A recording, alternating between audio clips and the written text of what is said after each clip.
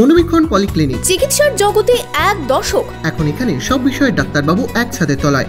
Phone করুন 7477999515 এই নম্বরে। বুধবার বড়ুয়া নির্বাচনী সভা থেকে বিজেপিকে পচা দল বলে আক্রমণ করলেন মমতা বন্দ্যোপাধ্যায়। তিনি এই দিন বলেন, একটা শাক যদি পচে যায় তাহলে সেই শাকে পা কেটে যায়। বিজেপির মতন একটা পচা দল, জুলুম দল, ভাওতাবাজির দল, তাদের আপনারা চান আবার আসুক।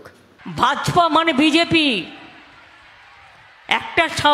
একটা শাক যদি পচে যায়, ওই পচা শাকে অন্য পাও কেটে যায়। পচা শাক রাখতে নেই।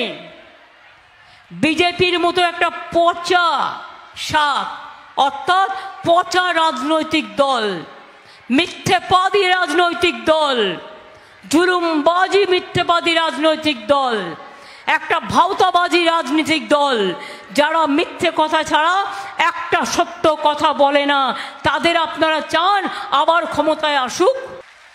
আমরা এনআরসি করতে দিইনি, দেব না।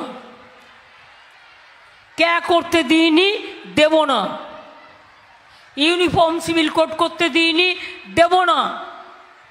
আমার সাথে রোজ ঝগড়া করে, বলে দেখিয়ে দেবো, আমরা ক্যাচকলা করবে আমার। দেখিয়ে আবার কি দেবে? বড় জোরে গলাটাকে কেটে দিতে পারো, আর তো কিছু করতে পারো না। সিপিএমের আমলেও অনেক মার খেয়েছি, আর তোমাদের এই 10 বছর ধরে তোমরা আমাদের কম জ্বালাওনি। কম টাকা বেঙ্গলের বন্ধ করে দিয়েছো। বহরমপুরের তৃণমূল প্রার্থী ইউসুফ পাঠানের সমর্থনে সভা থেকে বহরমপুর লোকসভার প্রার্থী বিজেপি প্রার্থী ডক্টর নির্মল সাহাকে গদ্দার বলে আক্রমণ করেন তিনি। মুখ্যমন্ত্রী বলেন, পাঠানকে জেতান না হলে বিজেপির গদ্দার তৈরি করবেন। আর একটা হয়েছে আপনাদের এখানকার পাঠান, যার বিরুদ্ধে দাঁড়িয়েছে। আমি পাঠানকে নিয়ে এসেছি অনেক বড় মুখ করে, মনে রাখবেন, যাতে আপনারা পাঠানকে জেতান। আর না জেতালে আবার বিজেপির আর একটা গদ্দার তৈরি করবেন। Bureau report, Madhyabanga news.